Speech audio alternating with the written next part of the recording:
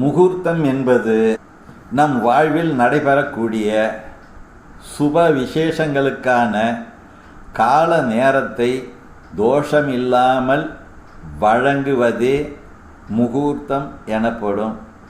மாந்தி உதயமாகும் லக்னத்தையோ மாந்தியின் உதய காலங்களிலோ முகூர்த்தங்கள் வைக்கக்கூடாது.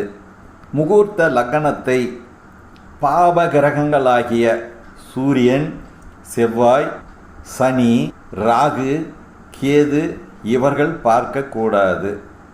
முகூர்த்த லக்னத்துக்கு 6, 8, 12ஆம் இடங்களில் சந்திரன் நிற்கக்கூடிய காலத்தை முகூர்த்தமாக வைக்கக்கூடாது.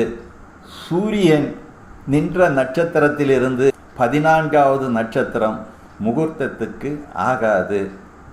சுக்கிரன் பார்க்கும் ராசியை லக்னமாக வைக்கக்கூடாது. கேதுவின் நட்சத்திரங்களாகிய அஸ்வினி, மகம், மூலம் இந்த நட்சத்திரங்களின் முதல் பாதத்தில் முகூர்த்தம் வைக்கக்கூடாது.